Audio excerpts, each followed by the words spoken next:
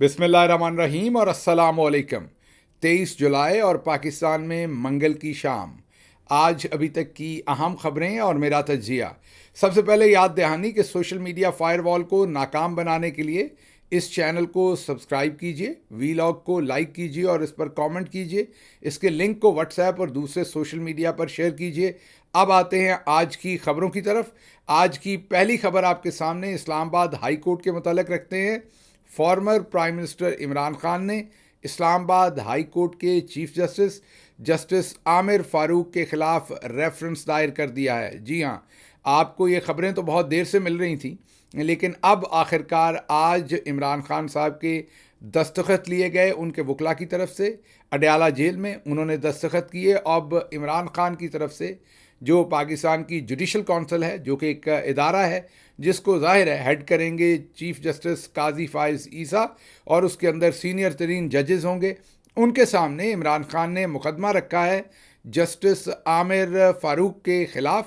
आपको पता है कि जस्टिस आमिर फ़ारूक पहले दिन से तहरीक इंसाफ और ख़ुसूसन इमरान खान और उनके ख़ानदान से रिलेटेड जितने भी मुकदमात हैं उनके अंदर खसूसी सहूलतकारी करते रहे हैं और बदकिस्मती से उन्होंने इंसाफ की तारीख़ में बदतरीन मसालें कायम की हैं। मसलन याद करें सबसे पहले कि जब एक मजिस्ट्रेट ने मेरा रिमांड जो है वो नहीं दिया था और मुझे जुडिशल किया था, जब मुझे गिरफ़्तार किया हुआ था, और ये सारे का सारा जो इसका इस्तेहकाक होता है वो मजिस्ट्रेट का ही होता है। और उसके बाद इन्होंने अपील की, जो एडिशनल सेशन जज थे उन्होंने मजिस्ट्रेट के फ़ैसले को बरकरार रखा और जो बुनियादी असूल है उसके मुताबिक कि ये इस्तेहकाक मजिस्ट्रेट का है और उसने इस्तेमाल कर लिया।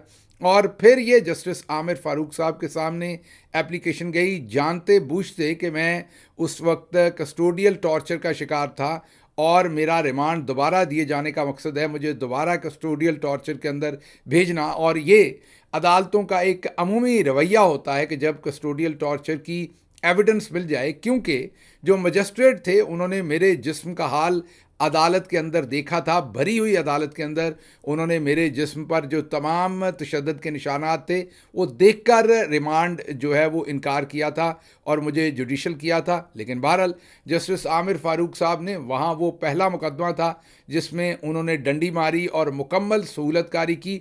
उस वक्त वो चीफ जस्टिस नहीं थे, उस वक्त चीफ जस्टिस जस्टिस अतर मिल्ला थे और वो मुल्क से बाहर गए हुए थे उस वक्त।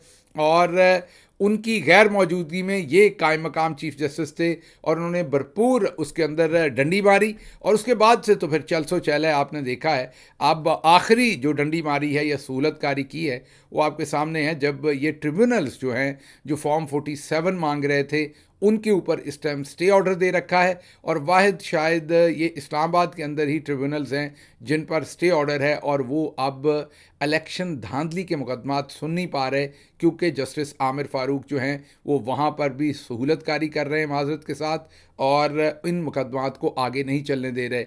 आज इमरान खान ने उनके ख़िलाफ़ उनकी इन्हीं ये बाइसनेस और उनकी इन्हीं जो कानून की खिलाफ वर्जियाँ और इंसाफ के तकाज़ों की खिलाफ वर्जियाँ और जो उनका बदतरीन मिसकंडक्ट है एज अ चीफ जस्टिस और as a justice, specially as a chief justice, उसके ख़िलाफ़ रेफरेंस फाइल किया है इमरान खान ने जुडिशल काउंसिल के अंदर। और अब इसके ऊपर देखते हैं काजी फाइज़ ईसा क्या करते हैं। लेकिन इसमें एक पहलू और भी इम्पॉर्टेंट है कि इमरान खान बहुत देर से इस रेफरेंस को फ़ाइल करने को कह रहे हैं, लेकिन क्योंकि वकला की और एक पॉलिटिक्स होती है अदालतों के अंदर, वकला इस सारे मामले को उस तरीके से रिस्पॉन्ड नहीं कर रहे थे। लेकिन चलें, देर आए दुरुस्त आयद, ये कई महीने पहले ये रेफरेंस फाइल होना चाहिए था, लेकिन हमारे वकला ने, जैसा मैंने आपको पहले भी कहा, वकला रिलक्टेंट होते हैं। बेंच और बार का एक रिलेशनशिप होता है, उसकी वजह से वकला और तरह से सोचते हैं, पॉलिटिकल लोग इसे और तरह से सोचते हैं, वकला इसे कानूनी जंग सोचते हैं, हम लोग इसे एक पॉलिटिकल जंग सोचते हैं और ये फ़र्क होता है। इसलिए बहुत सारा वक्त यहाँ पर ज़ाया हुआ जो कि नहीं होना चाहिए था। अच्छा जी, दूसरी खबर आज आपको जो देंगे वो ये है कि हुकूमत ने पीटीआई पर जो आर्टिकल 6 लगाने के लिए आज काबीना का इजलास बुलाया था, वो अब आपको हम अंदर की खबर देने लगे कि वो क्यों कैंसिल किया गया। जरदारी साहब के साथ एक बैठक हुई हुकूमत की। जरदारी साहब ने यह मशवरा दिया कि अगर आप पाकिस्तान तहरीक इंसाफ के ऊपर बैन लगा भी देंगे तो सुप्रीम कोर्ट ऑफ पाकिस्तान उसे उड़ा देगी। इसलिए या पेशावर हाई कोर्ट या लाहौर हाई कोर्ट पहले उड़ा देगी और बाद में सुप्रीम कोर्ट उड़ा देगी, तो आप बैन बरकरार रख नहीं सकेंगे। और इन हालात के अंदर बेहतर यह है कि इमरान खान साहब के ख़िलाफ़ आर्टिकल 6 की कार्रवाई की जाए, और वो भी की जाए किसी ना किसी तरह से मिलिट्री कोर्ट्स के अंदर, या उन्हें 9 मई के अंदर मिलिट्री कोर्ट्स में ले लें, या आर्टिकल 6 की कार्रवाई करते हुए उसमें उन्हें मिलिट्री कोर्ट्स के अंदर ले लें, ताकि एक तो वो मीडिया के साथ बातचीत ना कर सकें और उनकी जो इंटरेक्शन है वो महदूद हो जाए। मिलिट्री कोर्ट्स में उन्हें ट्राई करके उनको सज़ा दी जा सके, लंबा अरसा तक उन्हें जेल में रखा जा सके।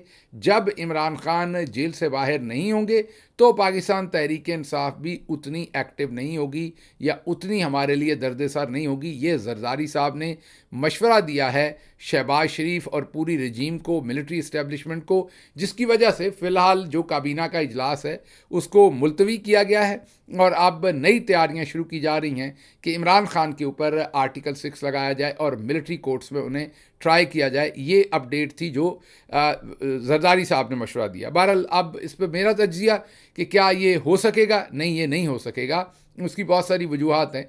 जब अब आर्टिकल 6 की बातचीत शुरू करेंगे और आप मिलिट्री कोर्ट्स की तरफ जाएंगे तो उसको भी चैलेंज किया जाएगा पाकिस्तान की अदालतों के अंदर, क्योंकि कोई कानूनी हैसियत है नहीं इस सब काम करने की, हो नहीं सकेगा। बहरहाल ये इस वक्त इन्होंने एक फ़ैसला किया है कि हमने ये राउट लेना है, और क्यों लेना है वो आपको बताया, पूरी उसके पीछे वजह जरदारी साहब ने ये मशवरा दिया। लेकिन उसके साथ साथ नून लीग ने और पीपल्स पार्टी ने, दोनों ने अपील फाइल कर दी है कि जो मखसूस नशिस्तें हैं वो हमें दी जाएं। पीपल्स पार्टी जो हमेशा ये प्रिटेंड करती थी कि वो इस्टेब्लिशमेंट की बी टीम नहीं है, नून लीग ज़्यादा बी टीम है, उन्होंने एग्जैक्टली वही ट्वीट कॉपी करके, मसलन के खुर्शीद शाह साहब और दूसरे लोगों ने वही ट्वीट किए हैं, वही कॉपी पेस्ट जो इससे पहले लफाफे कर चुके हैं और मिलिट्री इस्टेब्लिशमेंट की तरफ से भेजा गया जो कंटेंट था उसको वो ट्वीट कर चुके हैं। आज हूबहू पीपल्स पार्टी के ट्विटर अकाउंट से भी सब कुछ वही ट्वीट हुआ है, और उसके बाद मखसूस नशस्तों में भी पीपल्स पार्टी जो है वो जाकर पार्टी बन गई है सुप्रीम कोर्ट ऑफ पाकिस्तान के अंदर। अब देखते हैं कि ये मामला किस तरफ चलता है। अगली खबर आपके सामने रखते हैं। पीटीआई का जो मरकज़ी सेक्रेटेरिएट है उसे एक दफ़ा फिर सील कर दिया, और सील किसने किया आप भी सुन के हैरान हो जाएंगे। इस्लामाबाद के बल्दिया के दफ्तर ने, वो किसी ने भी नहीं देखा होगा, वो बल्दिया का दफ्तर मुझे नहीं लगता हुकूमत में से भी किसी ने देखा होगा, किसी को पता भी नहीं होगा कि बल्दिया का दफ्तर इस्लामाबाद के अंदर है। लेकिन जो उन्होंने रीज़न्स बयान किए हैं वो बहुत ही मज़े का खेज़ हैं, आप सर पकड़ कर बैठ जाएंगे। 3 बड़े रीज़न्स उसमें जो दिए वो ये दिया कि आग लग जाए तो उसको बुझाने का कोई ख़ास तरीक़ाकार नहीं है। पाकिस्तान तहरीक इंसाफ के मरकज़ी सेक्रेटेरिएट में आग लग जाए तो उसको बुझाने का प्रॉपर तरीक़ाकार नहीं, इसलिए दफ्तर सील किया जाता है।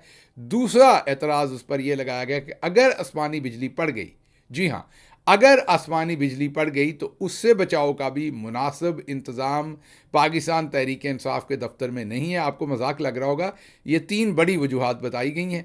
तो अगर आसमानी बिजली पड़ी और उससे बचाव का भी कोई तरीक़ाकार नहीं है, इसलिए भी पाबंदी लगाई जाती है। और तीसरा तो बहुत ही ज़बरदस्त है कि आग लगी तो धुआं निकलने का कोई इंतज़ाम नहीं है। जी हाँ, मैं दोबारा कह रहा हूँ, धुआं निकलने का कोई दफ्तर से इंतज़ाम नहीं है। इसलिए पाकिस्तान तहरीक इंसाफ का जो मरकज़ी सेक्रेटेरिएट है उसको लॉक कर दिया गया है, सील कर दिया गया है। यहाँ ये बात आपको याद रहे कि इससे पहले भी उसे सील किया गया था। इस्लामाबाद हाई कोर्ट के अंदर रिट की गई थी, जहाँ पर जस्टिस समन रिफत इम्तियाज़ जो हैं उन्होंने उस ऑर्डर्स देकर इस ऑफिस को खुलवाया था। कई हफ्ते लग गए थे इस सारे प्रोसेस को। अब दोबारा से इस्लामाबाद की बल्दिया से ये एक मज़े का खेज़ ऑर्डर लेकर, मज़े का खेज़ जो वजूहात उसके अंदर लिखकर ये ऑफिस के ऊपर जो है वो पाबंदी लगाई है और उसको आज सील किया है। अगली खबर आपके सामने लंदन से रखते हैं, जहां पर बरतानवी पार्लियामेंट की एक कमेटी के सामने आज जुल्फ़ी बुखारी ने बहुत ही इफ़ेक्टिवली पाकिस्तान के अंदर इस टाइम जो फस्तायत चल रही है, पाकिस्तान के अंदर जो इस वक्त इंसानी हकूक़ की खिलाफ वर्जियाँ हैं, डेमोक्रेसी के ख़िलाफ़ काम हो रहा है, इस वक्त जो पाकिस्तान के अंदर आपको पता है कि पूरी पाकिस्तान तहरीक इंसाफ के लोगों को अगवा किया जा रहा है, गिरफ़्तार किया जा रहा है, तशद्दुद किया जा रहा है, उस सब के ऊपर वहाँ पर एक बहुत ही सहरासल गुफ्तगू हुई। बारी साहब भी वहाँ पर मौजूद थे जो फ्री एंड फेयर इलेक्शन को मॉनिटर करते हैं। उन्होंने भी वहाँ पर बातचीत की और उस कमेटी को बताया कि किस तरीके से, सरवर बारी साहब की मैं बात कर रहा हूँ, कि किस तरीके से जो 2024 का इलेक्शन है वो किस बदतरीन तरीके से वहाँ पर लूटा गया। वहीं पर जो मेहरबानो कुरैशी, जो शाह महमूद कुरैशी की बेटी हैं, वो भी वहाँ मौजूद थी। उन्होंने भी इलेक्शन सिंबल छीनने से लेकर तमाम चीज़ों के ऊपर वहाँ आज तफसीली बात की। अच्छा जी, अगली खबर की तरफ चलते हैं। अगली खबर जो है वो आपको पता है कि रऊफ़ हसन साहब को गिरफ़्तार किया था। उनके साथ दो ख़वातीन जो मुलाजमत करती थी पाकिस्तान तहरीक इंसाफ के ऑफ़िस में, उनको और कुछ 4-5 जो मेल मुलाजमीन थे उनको भी, मर्द मुलाजमीन जो थे उनको भी गिरफ़्तार किया था। उन तमाम लोगों को आज पेश किया गया है। FIA ने उनके ऊपर पीका ही शायद कहते हैं उसे, पीका एक्ट के तहत जो है उनके ऊपर FIR की है और उनको इस्लामाबाद की अदालत के अंदर पेश किया गया है। FIA ने 2 दिन का रिमांड मांगा। लतीफ़ खोसा पेश हुए थे रऊफ़ हसन साहब की तरफ से, पाकिस्तान तहरीक इंसाफ की तरफ से। जज ने दोनों ख़वातीन को जुडिशल कर दिया, मतलब जेल भेज दिया है, उनकी शायद अब ज़मानत हो सके, लेकिन बाकी लोगों को जज ने जो है 2-2 दिन का रिमांड, तमाम मर्द हजरात इंक्लूडिंग रऊफ़ हसन साहब, 2-2 दिन का उनका जो है वो रिमांड दे दिया गया। लेकिन इसमें जो इंटरेस्टिंग साइड है ख़बर की, जो सारी की सारी साजिश है, वो आपको बता देते हैं कि हुकूमत ने पीका लॉ के तहत, पीका एक्ट के तहत इजाज़त दी है एक सेपरेट अदालत कायम करने की, और उसी अदालत के अंदर अब रऊफ़ हसन साहब और दूसरे लोगों का ये मुकदमा चलाया जाएगा। कोशिश मेरा ख्याल यहाँ ये है कि उस अदालत के अंदर ये तेज़ी से मुकदमा चलाकर डिजिटल दहशतगर्दी का जो नया बयानिया बनाया जा रहा है उसके तहत जो है वो सज़ाएं दी जा सकें। इसलिए इन्होंने जो मुतल्लिका वजारतें हैं उनसे हमें पता ये चला कि बैक डेट्स के अंदर इजाज़त दी गई है, और अब इस्लामाबाद के एडिशनल सेशन जज को इख्तियार दिया है कि वो इन मुकदमात को सुने पीका एक्ट के अंदर, और अब उस अदालत के अंदर ये केस चलेगा और बहुत जल्दबाजी में ये सज़ाएं दी जाएंगी। ये पूरे का पूरा मकसद है, पूरे का पूरा बैकग्राउंड है, पूरे की पूरी साजिश है, वो जो बयानिया नया डिजिटल दहशतगर्दी का बिल्ड किया जा रहा है। क्योंकि जो 9 मई था उसका कोई सबूत नहीं दे सके, जो साइफ़र था वो ख़त्म हो गया, आपको पता है इद्दत में निकाह ख़त्म हो गया, 190 मिलियन पाउंड के अंदर इनके अपने गवाह जो हैं वो उल्टी गवाहियाँ दे बैठे इनके ख़िलाफ़, क्योंकि वो झूठ था सब कुछ। सारे केस अब ख़त्म हो चुके हैं। अब सिर्फ और सिर्फ कोई नया इसी तरह का फ्रॉड बनाना पड़ेगा, और जिसकी कोशिश इस वक्त की जा रही है।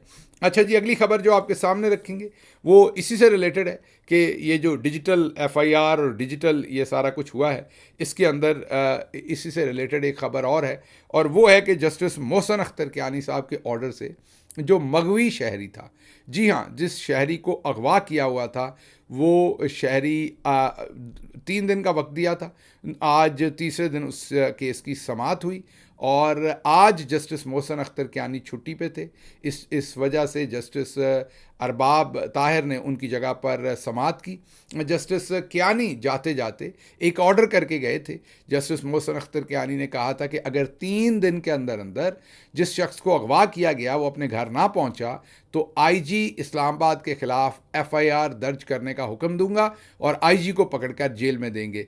उनका सख्त हुक्म जो है वो काम कर गया, और आज जब अदालत ने इस केस की समाअत की तो पता चला कि जिसको अगवा किया था वो पहले ही अपने घर पहुंच चुका है। तो अगर दूसरे जज साहबान भी जस्टिस मोहसिन अख्तर कियानी साहब से थोड़ी सी दलेरी उधार ले लें तो ये बहुत सारे मसले जो हैं वो सॉल्व हो सकते हैं। तो जस्टिस मोहसिन अख्तर कियानी साहब का जो एक तगड़ा और सख्त फैसला था वो काम कर गया, और ऐन उनके उस तगड़े फैसले की वजह से मैं ये कहूँगा कि वो मगवी शख्स जो था जिसको पकड़ के रखा जाना था उसको रिहा करने पर मजबूर हो गई, सिर्फ इसलिए कि IG के ख़िलाफ़ मुकदमा होना था और उसे जेल जाना पड़ना था। मेरा ख्याल दूसरे जजेस के लिए ये बहुत ही बेहतरीन एक चीज़ है कि उनको भी इस बात की समझ आई है कि ये काम इस तरीके से करवाया जा सकता है। अच्छा जी, अगली खबर जो आपके सामने रखते हैं वो खबर है कि DG ISPR साहब ने अपना ही झूठ तकरीबन 55 सेकंड के अंदर या 50 सेकंड के अंदर खुद का ही बोला हुआ जो गलत बयानी थी वो एक्सपोज कर दी। याद कीजिए कि जब उनसे पूछा जाता था कि आपने, खैर आज तक जवाब तो नहीं दिया, लेकिन जब उनसे पूछा गया कि बन्नू के अंदर क्या हुआ, किस तरीके से फायरिंग हुई, कैसे कार्रवाई हुई, तो उन्होंने बताया कि जब भी किसी फौजी इंस्टॉलेशन, मिलिट्री इंस्टॉलेशन के करीब हजूम आता है तो उनको रोका जाता है, पहले वार्न किया जाता है, फिर दूसरी दफ़ा वार्न किया जाता है, फिर तीसरी दफ़ा किया जाता है। उन्होंने पूरी SOPs बताई और फिर जो सिक्योरिटी पर लोग होते हैं उन्हें पता होता है कि उन्होंने क्या कार्रवाई करनी है, फिर गोली चलानी पड़े या जो भी करना पड़े वो फिर SOPs हैं मिलिट्री के, उनके मुताबिक फिर कार्रवाई की जाती है। लेकिन याद कीजिए कि जब 9 मई को इससे कहीं छोटी तादाद में, जी हाँ ज़हन में रखिएगा कि बन्नू में जो तादाद थी वो हज़ारों नहीं शायद लाखों में लोग थे, बहुत बड़ी तादाद थी वो। और अगर उस तादाद के ऊपर SOPs इम्प्लीमेंट किए जा सकते हैं तो फिर लाहौर के अंदर, रावलपिंडी के अंदर तो चंद 100 लोग थे। आप देख सकते हैं अपने उस फुटेज में कि चंद 100 लोग थे, उनके ऊपर तो की जा, मैं ये कह रहा हूँ कि लाहौर में चंद 100 लोग थे, पिंडी में चंद 100 लोग थे, मतलब कोई हज़ारों के क्राउड नहीं थे वो, या लाखों के क्राउड नहीं थे, चंद 100 के क्राउड होंगे या चले चंद हज़ार के होंगे, वो बन्नू के क्राउड जितना क्राउड तो नहीं था ना वो। तो उनके ऊपर SOPs फॉलो कर ली, लेकिन इधर SOPs फॉलो नहीं की। क्या कह रहे हैं ज़रा देखिएगा, आप खुद सुन लीजिएगा कि जो DG ISPR हैं वो क्या रहे हैं दोनों बातों के अंदर, ये आप सुनिए और ख़ुद अंदाज़ा कीजिए कि दोनों स्टेटमेंट्स के अंदर कितना खुला तजाद है। ये ज़रा सुनिए। जब 9 मई का वाकया हुआ तो मखसूस एक सियासी गिरोह ने, एक इंतशारी टोले ने ये बातचीत करनी शुरू कर दी, एक प्रोपेगेंडा करना शुरू कर दिया कि जी फौज ने इनको रोका क्यों नहीं, इनको गोली मार देते। चूंकि इन्होंने गोली नहीं मारी इसका मतलब है इन्होंने खुद इनको लेके, जहां पे वो ब्लास्ट हुआ था व्हीकल बॉन का, उस रोड से गुजरे, उन्होंने वहां पे रियासत के खिलाफ, फौज के खिलाफ नारेबाजी, पथराव किया। उसमें कुछ मुसल्ला लोग पहले से शामिल थे, दे फायर्ड, और वहां पे जो सप्लाई डेपो है, जो सरकारी गोदाम था राशन का, उसको लूटा भी, उसके अंदर भी लोगों ने घुस के। तो फौज का सिस्टम बड़ा clear, if there is a वो मिलिट्री इंस्टॉलेशन है, बड़े क्लियर उसमें नीचे, और उसके मुताबिक ही वहां पे ट्रुप्स ने, ऑफिसर्स ने अपने आप कंडक्ट किया। आप अगर फौजी तनसीबात पे किसी जगह पे कोई इंतशारी टोरा बलवाई आता है, पहले उसको बड़ी क्लियर वार्निंग दी जाती है, अगर स्टिल वो आता है तो फिर एरियल फायर किया जाता है, अगर स्टिल वो नहीं रुकता तो दूसरा फिर उसको ट्रीट करना चाहिए। वो जी आपने सुन लिया। अब इससे पहले कि और ख़बरें हैं, लेकिन फिर वीलॉग लंबा हो जाता है, मैं आपसे इजाज़त चाहूँगा, मुझे इजाज़त दीजिए। अल्लाह आपका हामी और नासिर हो। पाकिस्तान जिंदाबाद।